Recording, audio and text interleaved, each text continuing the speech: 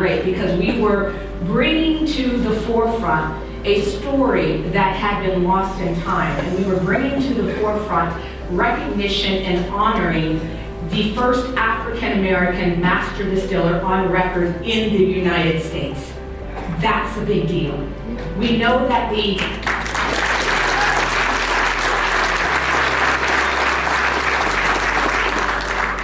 American whiskey industry, we all know, was founded in part by African Americans' ability to do the job. We worked hard, we were doing the work, but we just never received credit. And a part of never receiving credit has less to do with our skill and our talent as it has to do with when the American whiskey industry was founded. African Americans were not citizens, we were property. You cannot give credit to property. So because we were not citizens until 1865, December 6th to be exact, when the 13th Amendment was ratified, the stories of our involvement, the stories of what we contributed, most of them were lost. And they were lost because as slaves, we were numbers, not names. It's hard to credit property, it's hard to credit a number, but we know one person's name, and that is nearest credit. Where's Dan with distillerytrail.com? Hey Dan. So I was just in Louisville doing a pop-up event at the Whiskey Chicks, and I didn't realize he was going to do this big feature article afterwards, and he says, "Can I videotape?" I said, "Oh, sure." I thought it was for his own records to go back, and then the video's online. It's like, maybe I should have had better lighting. But one of the things that he said in the article, one of the headers, was the next great American brand, Uncle Nearest Whiskey. Number one, I believe that to be true. But number two, what I loved about that statement is he didn't say the next great American whiskey brand. He said the next great American brand. And I do believe that is where we are headed. And I will tell you why I believe we're headed there. But one of the things I learned here more than any place else is that your brand matters, your liquid matters, but what people actually keep going back for is that story that they can share with friends, that when they are actually lifting up the glass with your spirit in it, they are able to tell this remarkable story.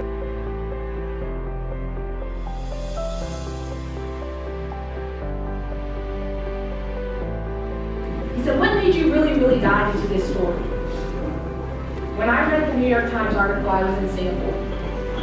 And we were there, Keith and I were there on business, and I was shocked and I was amazed, and I went online to see, there has to be other articles on yours. There was nothing. New York Times article. A couple hours later, then all these different regurgitations of the same article began popping up. And then a Wikipedia page, God bless them, popped up.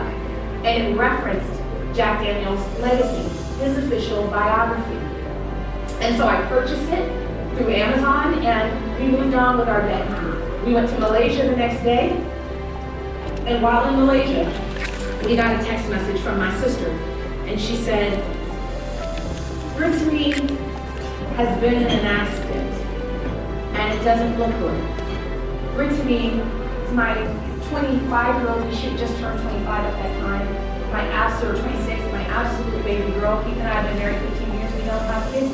She was our baby girl.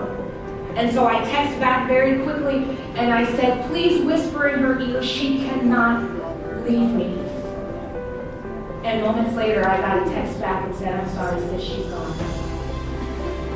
We left Malaysia immediately. We got back to Los Angeles, and for 2 weeks straight, I went into work mode, planning the best, the biggest, the greatest party my niece has ever had on earth, because I was convinced she was in heaven and she'd be looking down. So foosball and basketball and pinball machines and cotton candy and popcorn and ices and everything I could think she could possibly want. I spent 2 weeks putting together. I didn't have to grieve. Then after that 2 weeks, it was time to grieve.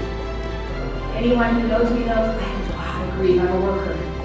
I have to work. So I see on my desk a package from Amazon. Jack Daniel's Legacy. And I begin to read it expecting to find Nearest's name once. And page after page after page, I see his name mentioned over and over and over. And what I found fascinating about that book wasn't what it said about Nearest, but the time frame in which it was written, 1965 through 1967 is when the research was being done. So if you think about when did Selma happen, when did Bloody Sunday happen, when did all these things happen in that time frame, civil rights era. I mean, it was brutal all over, but it was really brutal in the South where this was taking place. And page after page after page of Jack's biography continued to mention Nearest and his family, which meant that Jack's family wanted to make sure that Nearest would not be forgotten. And so as I continued reading the story, I looked at it and said, if this is what I think it is possibly the first story between a slave and a white person in the South during this period of time, where love, respect, honor, and forgiveness is what reigns supreme. And as I continued diving into that, I began picturing Brittany in heaven, sitting next to this big black man and this little white guy. Jack was never more than 5'2". And I began to think in my mind about how awesome it would be if they were watching over my niece. So if you want to know why I obsessed over this story, what made me dive into this story, what makes me go every single day to distributors and share this story, Brittany Dwayne Hampton. And it is my hope, and it is my prayer, that not only did Nearest and Jack give her to switch from tequila to whiskey, I love you, Britt, but my hope and my prayer is that they are watching over her.